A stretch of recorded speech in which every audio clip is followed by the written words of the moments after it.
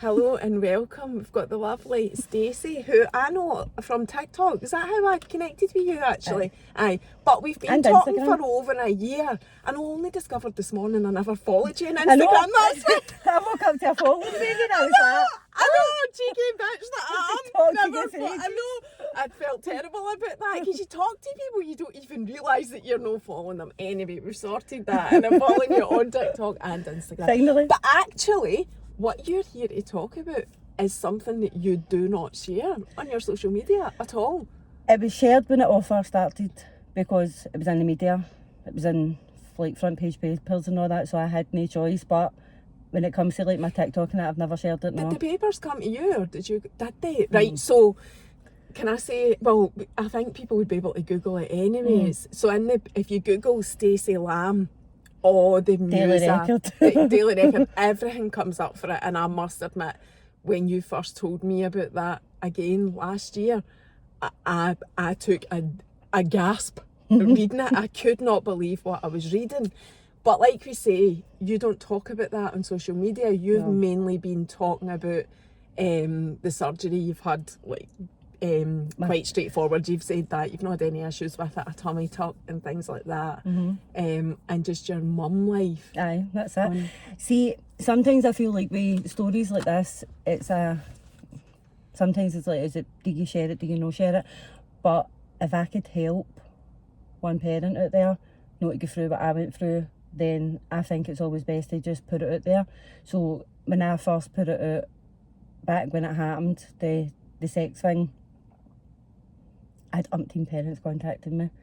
Did you really? Aye. Right, so just to explain at this point, Stacey's story is one of baby loss, but there's just so much more to it. It's not just baby loss, it went to a big... Aye, I know, big world, innit? and you can tell us, I know. It's just so that people know before we even go into your story it's a baby loss story, but also I always think you can never tell too many baby loss stories, I think. No. Because not enough people do talk about it. Exactly. And the things that can happen and go wrong and the grief and everything that comes with that. Exactly.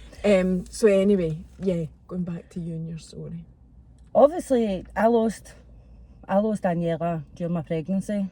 I had a lot of bleeding 4 weeks before, and they kept taking me in and saying everything was fine, scans were fine, heartbeat was fine.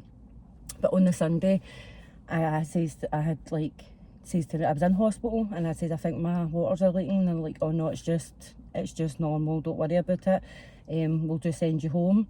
So they done like a heartbeat check, and they're like, oh, she's like, the baby's fine, go home. And I was like, did you know the sex at that No. point? You're not given. How long because ago was this? I was finding out the sex at my 20-week scan. So it was my 20-week scan I found out that there was no heartbeat. Right, okay. So I didn't know the sex at that given time.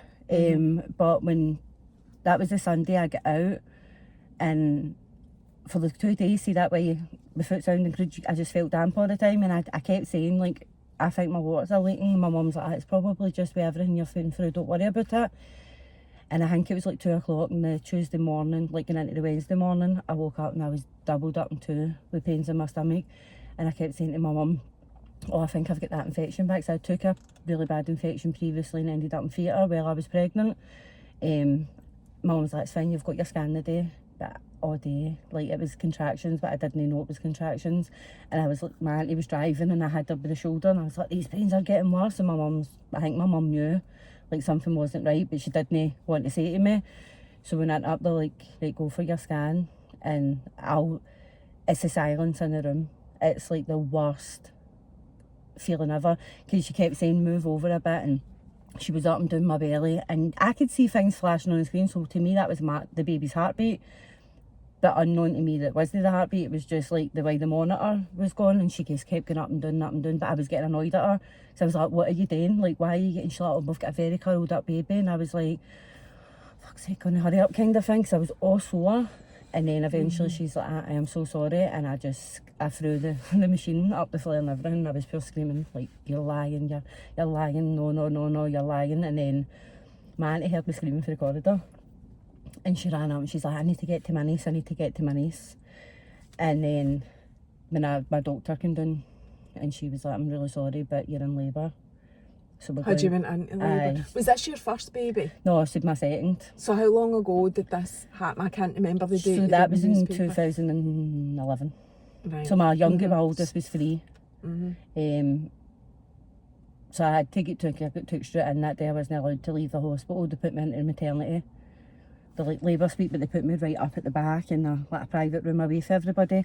But unknowns to me, there was actually 4 of us in that day, and every one of us were losing their babies at different stages of our pregnancy. And I think I was only in like the labour ward about an hour, and the midwife's like, "You need to push," and I was like, "No." I don't want to do this, and she's like, "No, you need to." And it took her for us. She was this size, like the size of my hand. I struggled to get her out. Like they had to end up to go to her out. Then they couldn't get my placenta out, so I had to took your feet at her. There is a and thing with that though. When murder. the baby's passed, is there not some sort of factual reason that it is really difficult to Aye, 'cause deliver a it's baby? a dry birth. Aye.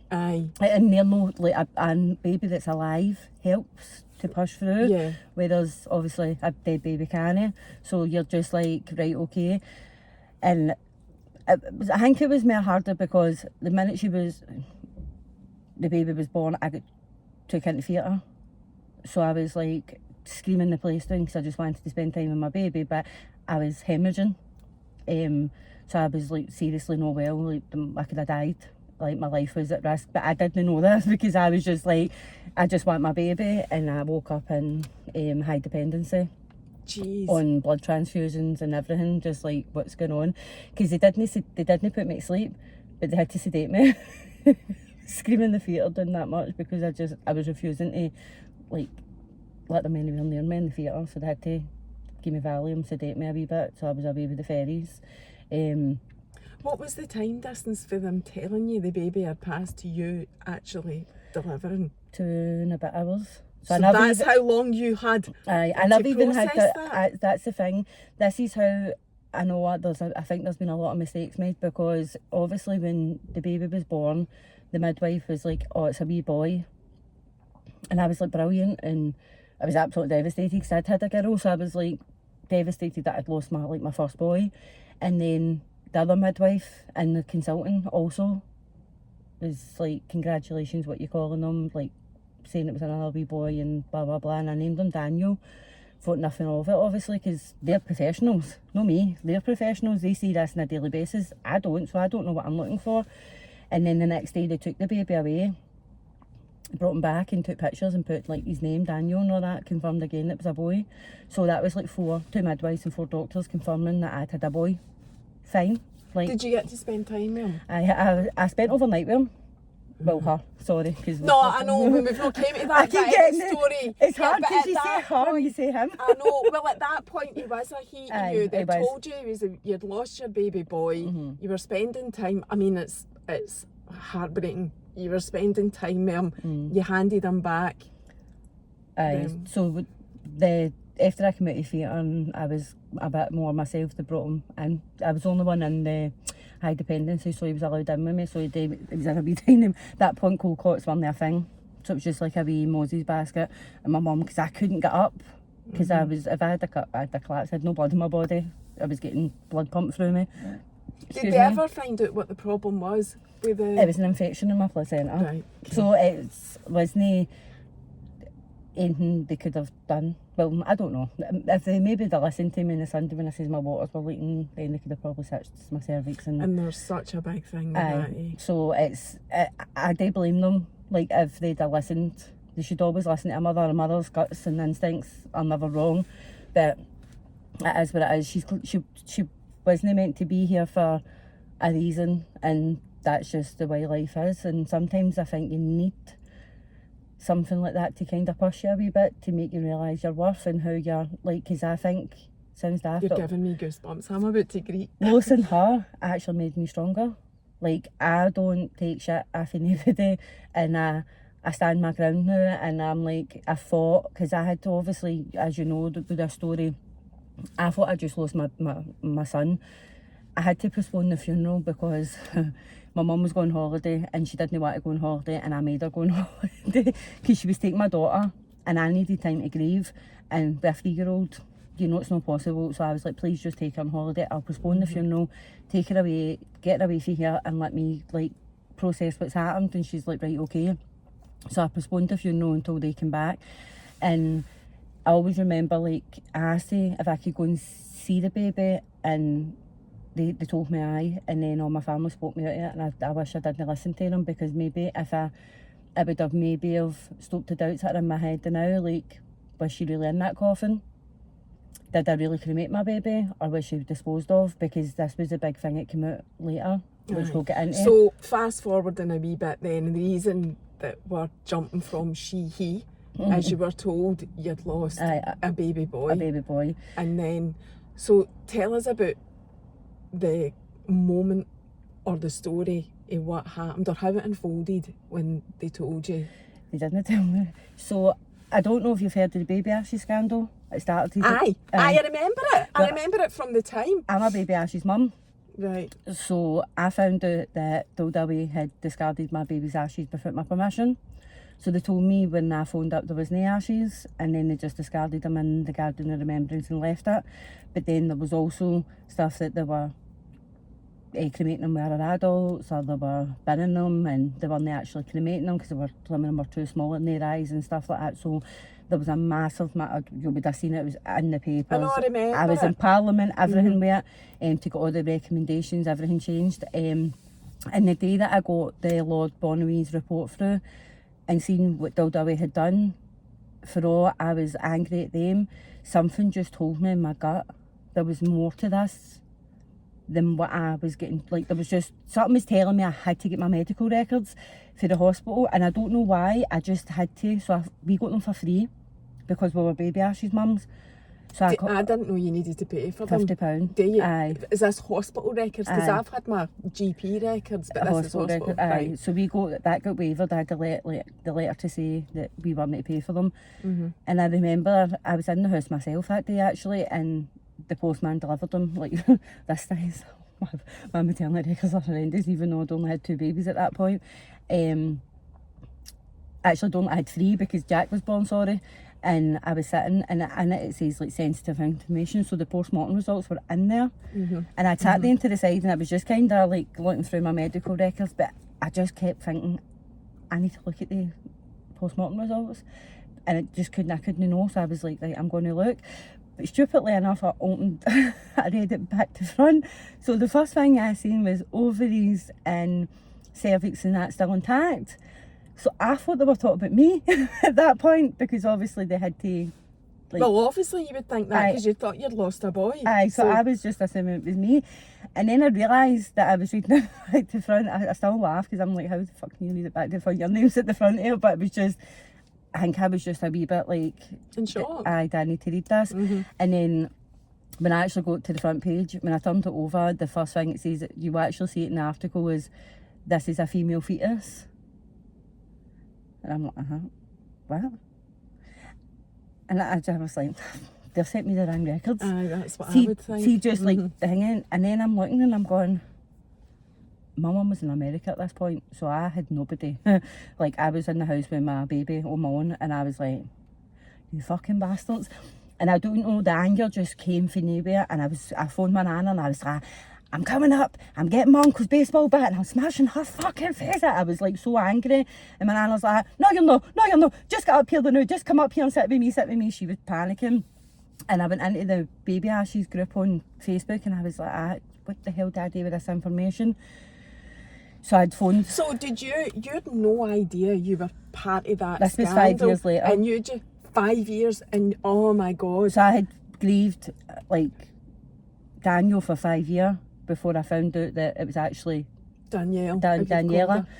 Or Daniela, sorry. I just added the Ella, so the Daniel was still, because I didn't want to take the Daniel away. Aye. If you know what I mean. No, I get it. I just wanted something that would make sure that the Daniel was still there, because that was a baby that I grieved for 5 years, and then the Ella bit was the baby that I had to re-grieve. I know it sounds daft, but I was re-grieving. It doesn't sound daft. I felt as if I'd lost another baby. It's horrific. Aye, it was. What made you... Right, so you don't know what made you get the your medical report. just something Did just kept telling me you that. know at all that you were connected to the baby scandal? Aye, that's what... So you'd already made that connection. This must include me because I lost my baby. No, I actually got contacted by another mum. Oh, right, So okay. when you lose a baby, you go into like Simba or Sands. Yes.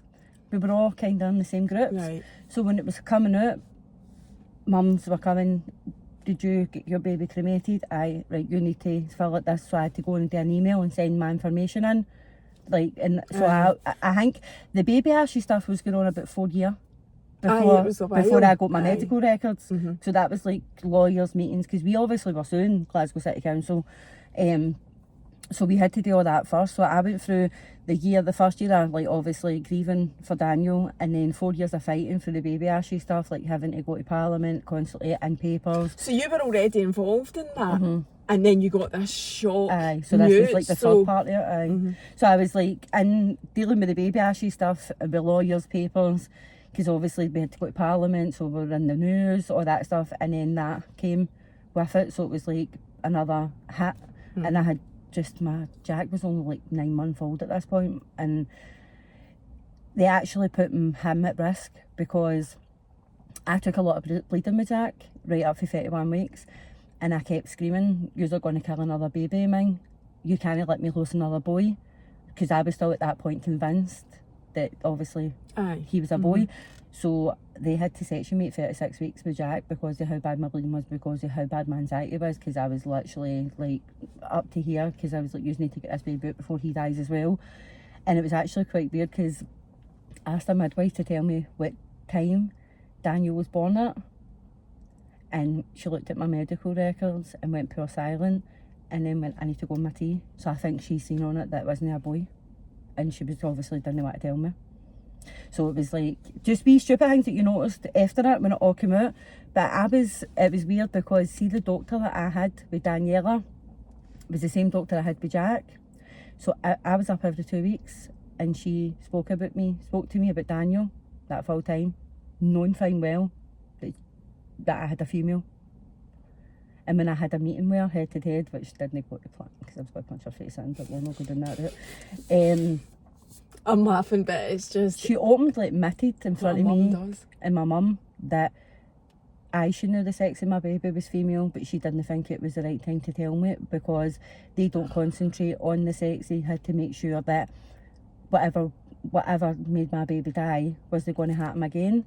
I said, but I asked you at my postmortem results if it was a boy, and you told... No, I says to her, I was scared in case you told me it was a lassie I had and not a boy. I said, you laughed and told me not to be silly. I went, unbeknownst to me, you were sitting with my postmortem results on your knee that day, and you fucking blatantly lied to my face. And she was like, it's not a lie, I was just trying to save your feelings. You were already so upset. I didn't think you needed to be any more upset. And I was like, that's not your choice to make. I was like, your choice is not to do that. Your choice is to look out for me. I said, was it one of these ones you were hoping I wouldn't find out? I went, well, I find out everything. I says, because I'm a mother. I went, and I ain't backing down to this. I says, I'll be making sure I take you for everything. Was it on your records that they told you that it was a boy? It says boy in brackets. So it says boy in brackets. That's what it says in my maternity records. But when I went and actually met up with this sounds pure creepy, but I actually met up with the pathologist who done my baby's postmortem. It's not creepy. And I've actually got her postmortem stuff in my house.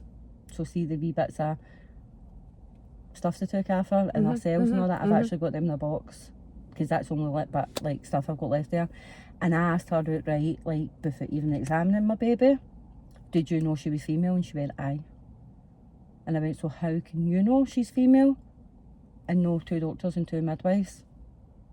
And she was like, as soon as we received your baby, we knew she was female. And I was like, it doesn't make sense. Was there any? Did you ever find out the reason for it? No, they just basically choose not to tell me. But even making the mistake? So I had another meeting with the head of Glasgow Princess Royal, which is Dr. Mavers. And he actually has, I've got a letter in the house, I could have brought it, but I actually forgot, it's in Daniela's memory box. he's changed the rules now in the maternity in Paisley and the maternity in Glasgow, that nobody should be told the sex of their baby for 20 weeks downwards before proper results. But I've heard through the grapevine that it's not always happening. Like, they're still telling people when they shouldn't be. But I've got the letter to prove that he's made that recommendation and that change. He did say he would take it to the board of Scotland and try and get it put over at all maternities, but he can't guarantee that. But he did change it in Glasgow Royal. He sent me, like, whatever the thing to tell me that he'd done it. That was fine. So I fought for that change because I don't want another parent to ever feel like to grieve one baby to then find out it's a different baby. I know it's not a different baby, but it's a different sex. And I just... But it is. It's like, it's just... It's mad. I can only imagine it must feel like living a lie for 5 years. And, I mean, it matters. Aye, it does. It fucking matters what you've given. It was more so, I've got a tattoo here, and it was obviously says Daniel with a wee blue footprint. I don't even think you can say it, or you can. So I changed it to Daniela and put that purple because I had no choice. I wasn't going to, but I sat sobbing when they were changing that, and then I had to take their headstone away and put a new headstone.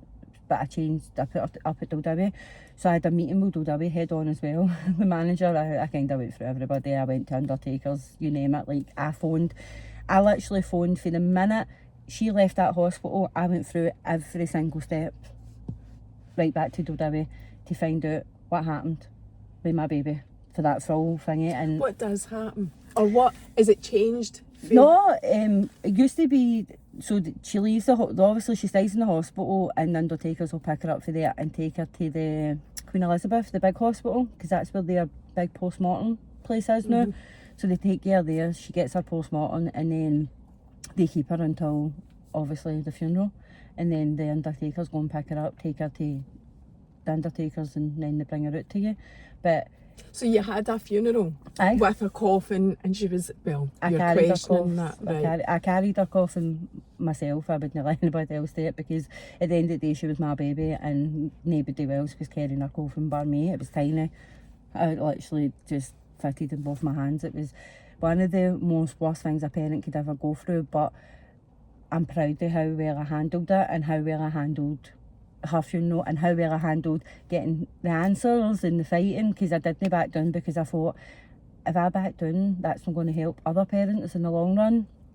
The funeral was it at Dildawi? Aye. So when I went to Dildawi and spoke to them, they showed me where our ashes could be spread, because they're just through in. There's no specific, but it's... That's not just specific to any funeral, that's all the funerals, isn't it? Well, it's funny enough, actually, she's in the same glade as my granda. My granda died 3 months after her. Oh. So they're in the same glade. So my dad's now set up a wee bit where my granda, my granny, a wee memory and bit where Daniela's bit is. So she's got a stone and all that up there. Memorial, I should say. So we done a big memorial for her where I went up and we put a new stone down and we lit balloons off and stuff like that. Like, gave her not like a funeral, but not a funeral.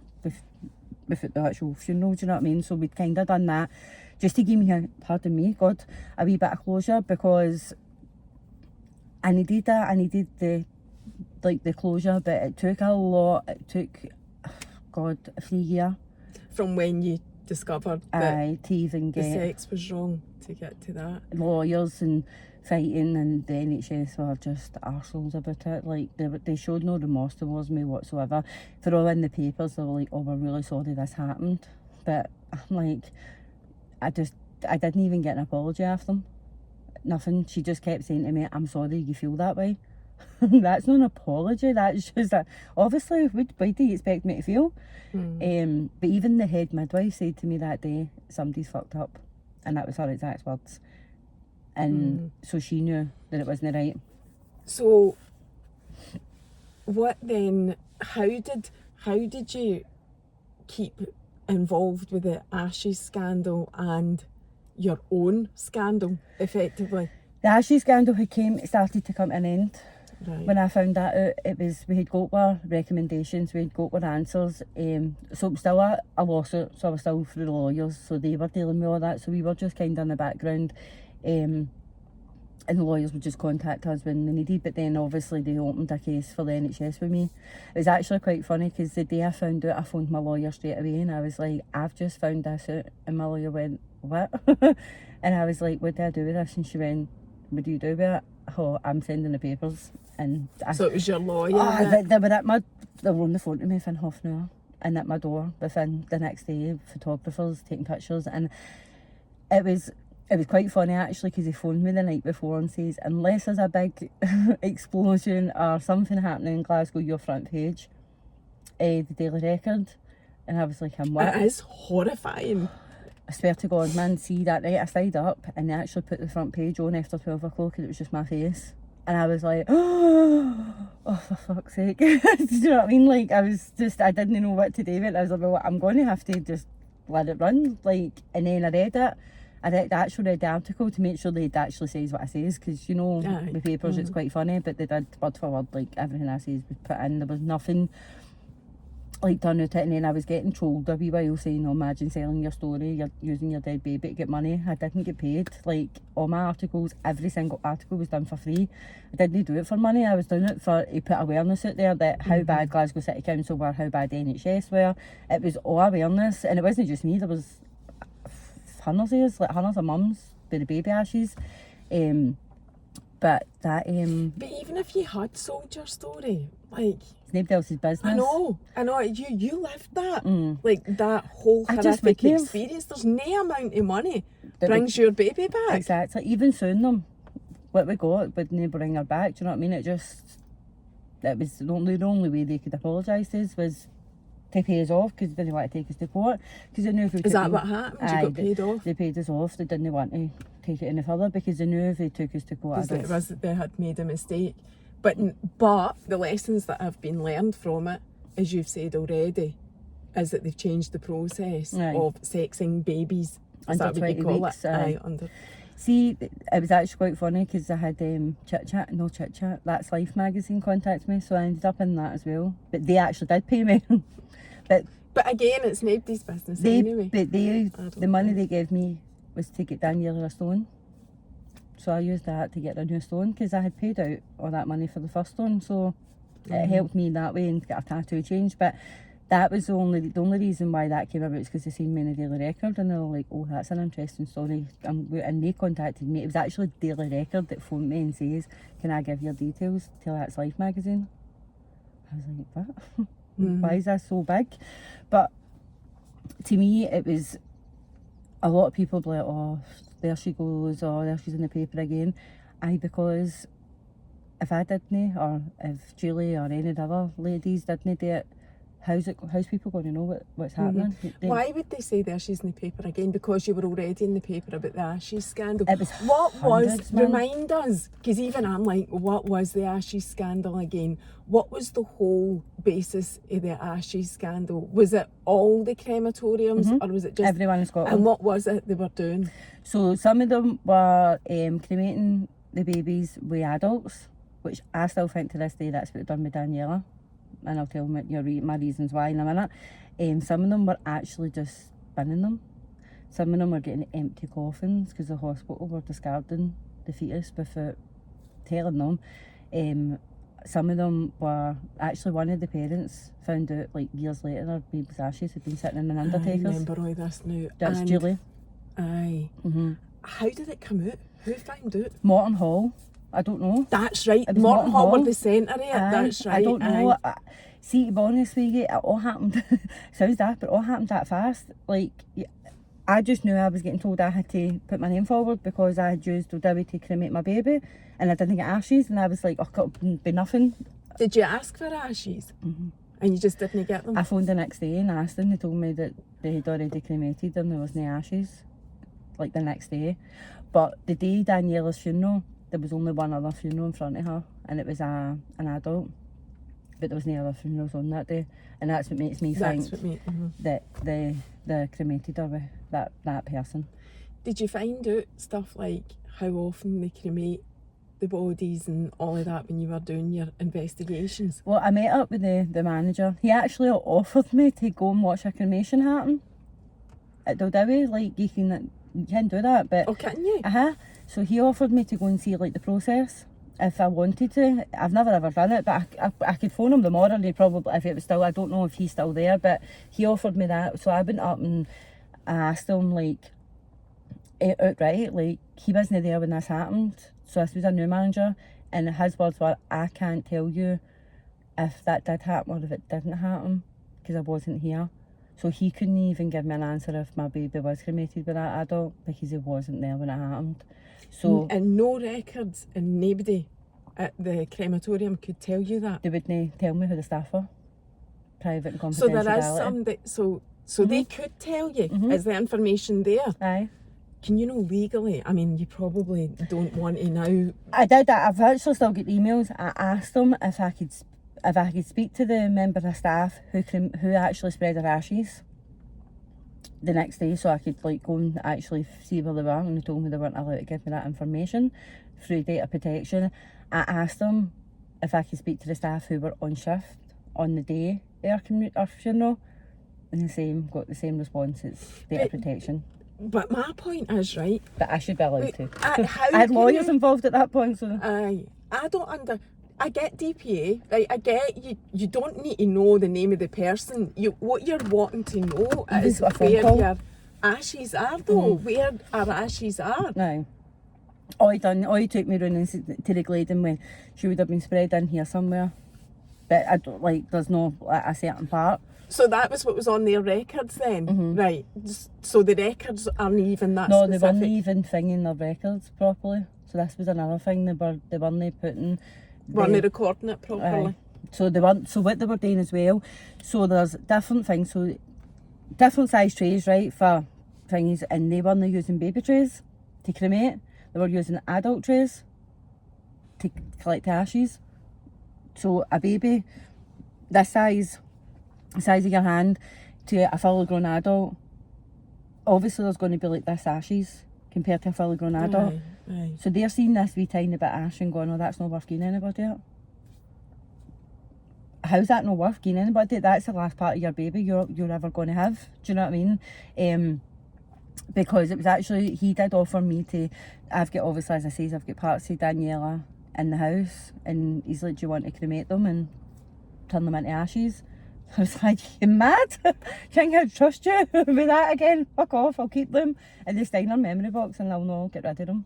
I don't care if they're rot. They're all perceived, like the way they do it at the hospital. So they're all wrapped up, perceived. I know what you meant. Speak today. I know what you meant. See, like that whole process. We were digressing a wee bit, but I wonder if they told you this. You do, you ever know you're not digressing, Barry? It's just so, there's loads of it quite interesting, just from a knowledgeable point of view. Is it true what they say that when they're cremating bodies that it's a lot at the same time? And so when you get ashes, usually in a normal, like, No, a furnace isn't big enough to take in more so than it's one body. only one. So when you get ashes, it is the ashes from your one. The only thing I would probably say, so a furnace only fits one coffin. They're no big. Did you see it? You watch them You on- can go and Aye, Google Google it, Google whatever. it. They're no Aye. big, but they're big enough to put a baby in with. That'll be my dig at that one. But aye. the only thing I would say is, I don't say you would get other people's ashes, but when they're putting this, like the ashes through the grinder, there could be a good chance they would splatter somebody else's, but no. No, you're no getting, because do you know what I'm talking about? Aye. Like people used to say when you get the ashes, it's not even the person that you've It is. It's just that Right. it is a trust process that you need to have with obviously crematoriums and stuff I know, like and that. that's exactly it. When the babies are going to the furnace, whatever you call it, it's like the medical You trust teams them. as well. You completely trust them. You don't question it No. ever. No. Do you know how it came out with Martin Hall? No, I don't. And to be honest with you, when all that was happening, I think I just had a baby. I just had Jack, so I was kind of wrapped up in being a mum again. And That's the reason I remember this story, because Martin Hall's in Edinburgh and I was managing a branch not that far from Martin Hall, and I had friends. I'd been at funerals. I've been at a couple of funerals in Martin Hall because of my Edinburgh friends and blah blah blah. So that's why I remember it, because it was a massive it thing was in all Edinburgh at the time. mental. It was just, I just remember it all coming out, but I think I just had Jack, so he was only a baby, and at that point you don't think it's affecting you, so you're just kind of like seeing wee bits of it, and I know, I think I've read into it, and I was like, oh, that's bad, like, why are they doing that? That's thinking it was just them at that point, like, that's no normal doing that to parents. Never thought for 1 minute, one minute, that I would get an email to say, you need to put your information in the system. And I'm like, what? It's like, do we? And I was like, fuck off, here we go. And it was just for years. So Daniela's 2011. I generally only had the last 2 years there getting on with my life, because before that it was just constant one So it thing was, after another. what, 9 years? Aye, I just 9 years of constant, dealing with it. aye. It was like you weren't getting to grieve. Like you were, every time you were feeling your back up here, I was getting kicked back down, and it was just constant kicks and kicks. I just felt as if could you kick me any more? Could you give me any more bad news? And it was just getting, to be fair, it was quite funny because my doctor kept trying to put me on antidepressants, and I'm like, nope, I went through counselling. Actually, my counsellor, for having Jack, because I got put into counselling after Daniela died, Alison, and then I got discharged, but when I fell pregnant with Jack, she took me back on for my anxiety reasons, and then she stayed with me. She took me back on, the baby ashy stuff all came out, and then the sex thing, which wasn't meant to, because she know that she's a neonatal. She works up at the maternity, but because it was all a connection to them, she took me back on. So I was like counselled with her right up until 2 years ago. You've only stopped getting... 2 years ago, just before during about lockdown. Just before lockdown was the last time I'd seen her. And that was because she literally had to take me back on every time something came out, because she knew that I wasn't going to cope. If I didn't have her, I wouldn't have coped. So if it wasn't for her, I don't know how I'd have got through it, because she was amazing with me. So that was probably the only reason you were able to not go on medication? I don't want medication. I prefer to talk about my feelings. I just talk.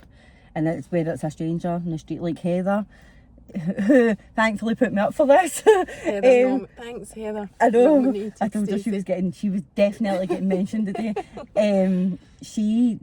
I don't, like, honestly, the amount of times that I've messaged her, like, see, I worked in ambulance control with her, and the day I decided to hand her notice in, I was sobbing on the phone to her, like, because she always had my back all the time, and we've only really met in work settings. Like, we've never met outside our work as pals, but we speak on Facebook all the time, and she calls me dopey and I call her grumpy.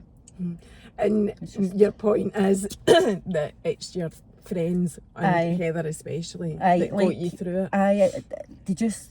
I just feel like if I talk about my feelings, if I get it off my chest, I can kind of deal with it better. I had really severe postnatal depression with Kayla, and is Kayla your oldest? They put so that was before you had all this happened. What was the age gap? 3 years? Try to explain it. That was the hardest part. Try to explain to her that she wasn't getting a baby anymore, because she knew I was pregnant. And the day of the funeral, my dad took her up to her dad's, and she kept saying, "Is my mum okay? Is my mum okay?" So she knew there was something, but I hadn't told her at this point. And then she was in bed with me one night. She lay down beside me, and she's something. I says, your baby brother's away to heaven. And I explained to her, and she was like, what? And then she kept telling everybody, and then see that song Daniel, My Brother, for Elton John. She used to sit sobbing at that because she thought he wrote that for her brother. Elton John wrote that for her brother. And then she used to always talk about him all the time, and she used to always say, I see Daniel at night and all that, but I just think that was her just being like just a baby. And then obviously when we found out the sex, she's like, I had a feeling something wasn't right. I don't know, she was just so young, but to kind of take in like everything in. Well, she was 8 when we found out that he was actually a girl, so she was like, I knew something wasn't right. Maybe I think she's a bit psychic. And they say that about kids. She keeps telling me people are pregnant, and she's right every time, and she gets her sex right all the time, I know. Even now, when she's 16 the day, happy birthday. Aye, even now. She still does it. Like, she told me that my cousin's girlfriend was pregnant, was going to have a wee girl, and then told me she was pregnant again, was going to have a wee boy, and she's been right every time. I swear to God, like, I think she's got a gypsy aroma in her somewhere. She terrifies me because I'm like, you come in here and tell me I'm pregnant, you're getting through it. Because I'm sterilised. You're done. Oh God, I had bad pregnancies. After I had Daniela, I think because they had to get in and take everything away and placentas out and like the whole drama, I had kept taking really bad low-lying placentas and placenta previas with the 2 boys. So I was in the hospital constantly. I was sectioned at 36 weeks, and so I had 2 preemies. Jack was like £4.15. Is he your youngest? He's my middle. All right, okay. So how many have you had in total? 4? Aye. Right. So I've got Kayla, who's 16, Jack's 8, Daniela, Jack, and then Junior. And the 3 of them have all got autism, so it's fun games in my house. You have been through it. What age is Junior? 5. 5, right. I'm going to ask you about your postnatal depression, actually, because you touched on that. It was the worst thing ever. I didn't think postnatal depression was as bad. See, because you've never been in that stage, I took an overdose. Like, I tried to end my life and everything in postnatal depression. I was ill. Like, I totally despised Kayla. Like, I just had no bond with her. Didn't want to spend time with her. Used to, because I still stayed at my mum and dad's. See, nobody talks about that side of postnatal depression. Usually when people are talking about postnatal depression, they say, it wasn't that I didn't love my baby. Nobody talks about that side of it where you don't feel that love for your baby. No, I did at the start, and then I hit the baby blues, and then Kayla was over 1. But when I was really bad. I used to. Like, but no, did you not have it before then? And that was just when you were diagnosed? It was building up. I used to still stay. I stayed with my mum till Kayla was 3, and I used to go out on a Friday and not come home on a Monday. And your mum looked after her. You're lucky to have your mum. I just let my mum and dad do everything, and they didn't question it at first. Nearly did, because I think they just thought she's a single parent, she's on her own, we'll just need to let her ride this through. And then my mum found me literally rolled up in a ball, having a pure breakdown, and she's like, you're going to the doctors.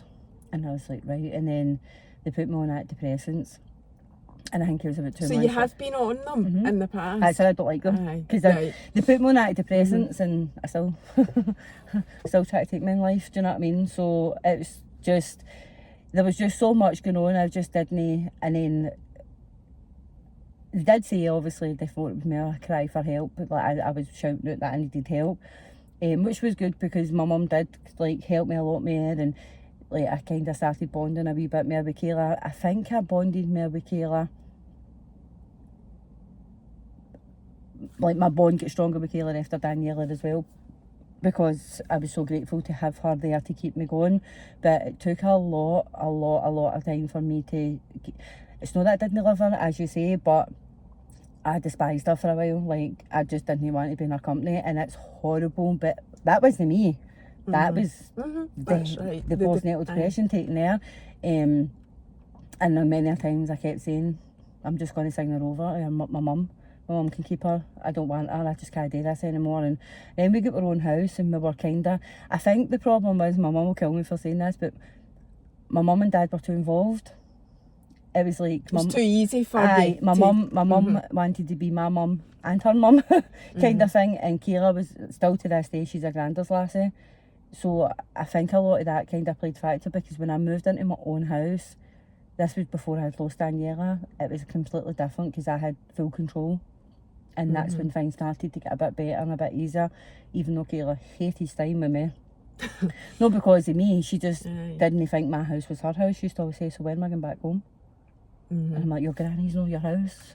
But it was the worst time ever. Like, I totally empathise anybody that's had postnatal depression, because some people don't get it as bad, some people get it 10 times worse, where they take it to a whole new level, as you probably know yourself.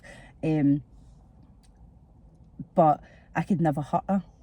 But I know there's postnatal depression out there that can actually end up inflicting harm. The mental health just becomes. But it was a horrible time. But you know, it was dead weird, because I did think after Jack, they were right in for assessment with me. Like, the doctors were not allowing me at the hospital till they made sure that I was feeling alright. And to be fair, I didn't have postnatal depression with Jack. But I think it was because it was a relief of having a baby after all the rigmarole with the baby issue stuff and losing Daniela and stuff. I would say I had slight postnatal depression with Junior, but because Junior wasn't meant to happen, he was a surprise baby, and I just was not ready for another baby at that point because Jack was only a toddler. And I just moved house, and I was just like, this is too much, and I was on my, I wasn't on my own, like I had their dad there, but he was working, so I was always like having to get Kayla to school, get Jack, and it was just, but no, when I say postnatal depression, I think it was more the blues for the first couple of months, and Junior was constantly not well in hospital every month, right up until he was at 4-year-old, so it took a lot, but I would say I was 10 times worse with Kayla. See with Kayla, you're talking about like moving house helped and all of that. Was there a point, did you know you had postnatal depression, or was it after you had it and looking back that you thought, God, I had postnatal depression? I didn't know at the time, no. I knew that I was struggling, but I just went out and partied. As I say, because you'd been in your early 20s, weren't you? I was 23, so I just went out. I started dancing for DJs at big like rave scenes and all that, so like my local E and all that, and George Bowie and stuff. I was dancing for all them, so I was going out on a Friday with my pals and wasn't rolling into a Monday morning sometimes, but that was keeping me sane, as if I was fine, but that wasn't. I was just blanking it out, and then during the week I was back to just dipping, and then I'd be all up again at the weekend because I wasn't going to have to spend time with the rain, and I'd done that constantly. I just kept abandoning it. I feel bad for it, but then at the same time I know it wasn't me. Do you know what I mean? Like now she gets everything she wants, and 16 and spoiled rotten, do you know what I mean? Getting took to Tenerife for her 16th birthday. And I'm like, I don't know bother, I'm about £2,000 in debt because you get an arsehole. Do you know what I mean? But you make up for it, and like for all me and Kayla fight like cat and dog with day, because we're so alike. We're so alike. Me and Lola are the same. We have actually, she looks like me, she acts like me, she talks like me, and actually they're testing me for autism. Oh, are they? Aye. So I was going to ask you about that. We've got only 15 minutes. I was going to ask you about that because you mentioned it. Did you say the three of them are autistic? Kayla and Jack are fully diagnosed. Junior is still under assessment now. He's got traits, but they're not ready to give him a full diagnosis. So now they want to see how he's going to process at school. Have they all got different traits? Jack and Junior are quite... No, Stacey. Kayla and Jack are very similar. They are academically challenged, so they struggle at school with reading and writing. Do they get support? Aye. Kayla's in an ASL.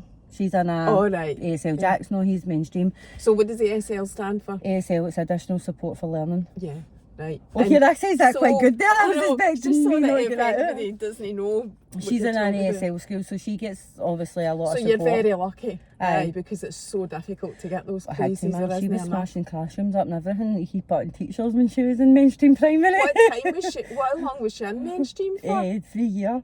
Up to primary 3? Oh man, I had the worst times ever. I had social work at my door and everything. She used to tell them about her.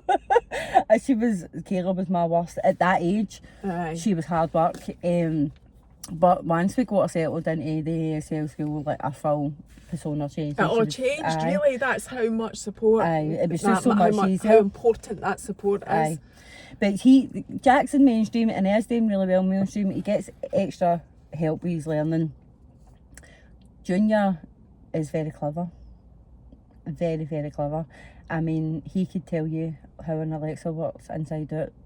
And do you notice that, like how different he is compared to the other two? 9 Alexas the boy's got. That's how addicted he is. And he can word for word so tell you. His thing is Alexas, he's obsessed with them. I think that's so interesting. He can read and write better than Jack.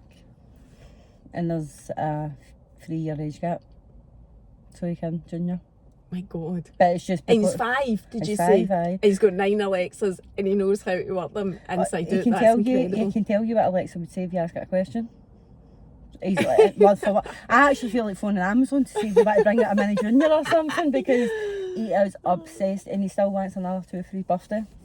And what's the difference though? Are you buying them all the different kinds? Like the dot and the echo or whatever? Or is it the echo dot? I don't know. He said he's had hundreds of them. He's had a couple that have been broken, so we've obviously got rid of them. them. pardon me, but he's obsessed. He lines them up and puts them in different rooms and kicks them all off at the one time. And he does the lining up thing and all of that.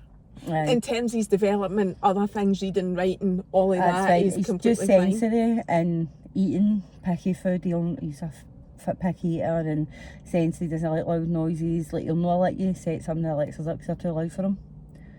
Like, the sensory side of it, and then some of them are fine. But Jack is more academically, as I say. He's sensory annoyed, doesn't like certain feelings. Kayla, she hates any feeling. But Lassie's hard work to buy for. Like, see, go on holiday on Friday, just to get her clothes. She's got her own dress sense and her own wackiness, and I'm just... No. And then if you're adding in neurodivergent to that as well, it's just, I'm just so no, challenging. Because me and her are completely different. Like, she'll say, what are you wearing that for? And I'll go, because I like it, and then 2 days later she's kicking about it on.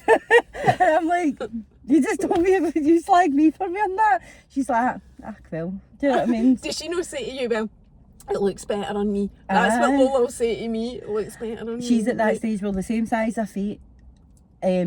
My trouser bottom sides don't fit her anymore because I've had my tummy tuck, but my tap pants does, so she's still stealing my tops. And I'm like, I get in my room and I'm like, where's all my hoodies? And then she's kicking about with her trainers on. And then we're going away on Friday, and I said, do you want new trainers for going away? No, that she needs them. She went, no, I'm just going to take your pandas. I'm like, That's so familiar. Are you? Aye. Where are you going? Tenerife. I think you told me that. So you autistic?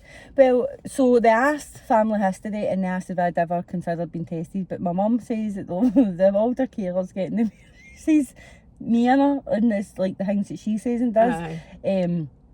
And this is the joke. I spoke to the doctor about it, and I scored 7 out of 10, which is an automatic referral. Aye. But to be fair, I don't realise it myself, but I smell everything before I eat it or drink it.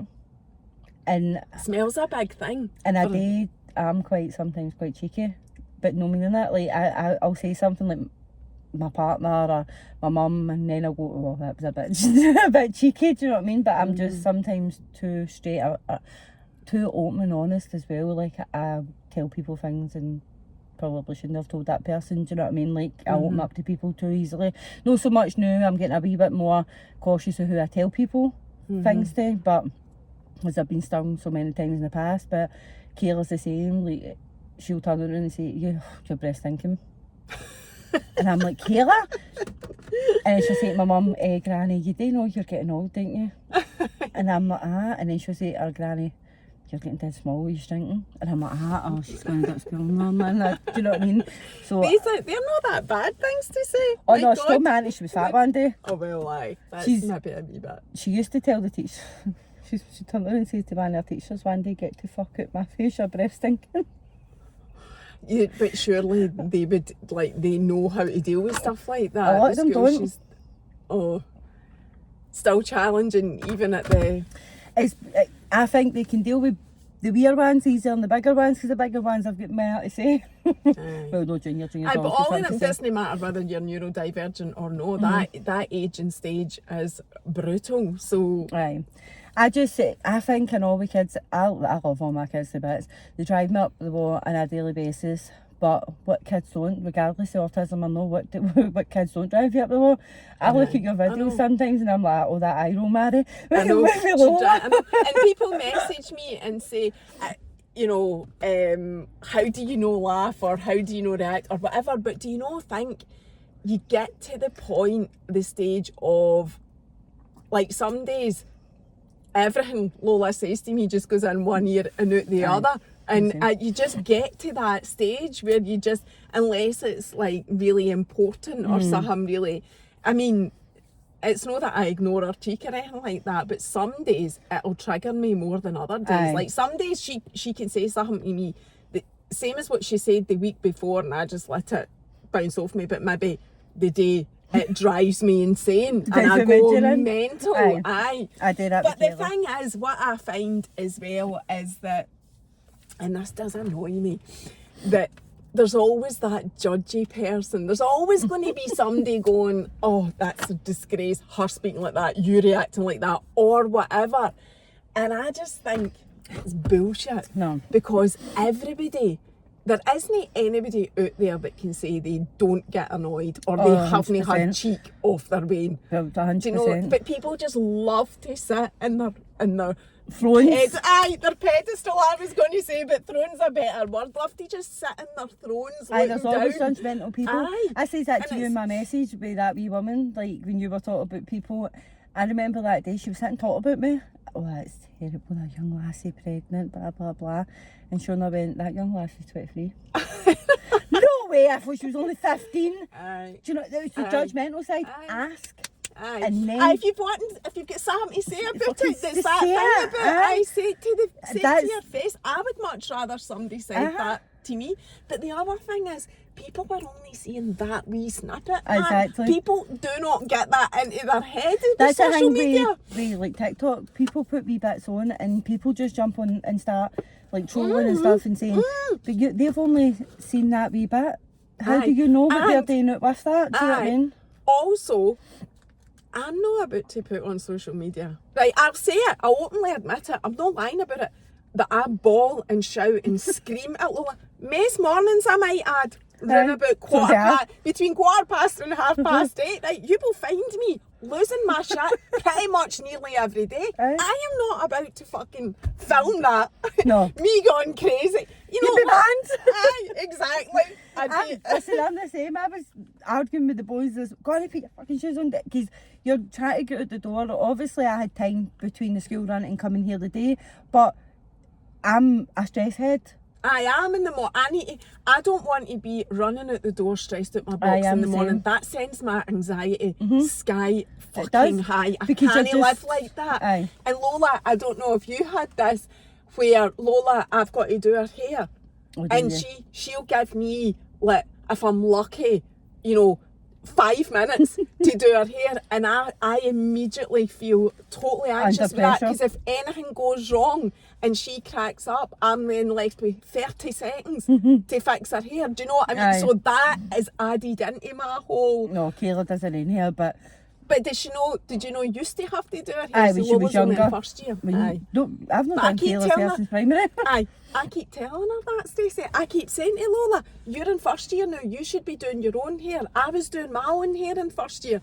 Anyway, that's a whole other That's the video, joys of isn't it? kids, isn't it? Aye. Yeah, you should do one of them ones, get a bunch of mods together. Just to moan about their veins. Get a mob on podcast. God.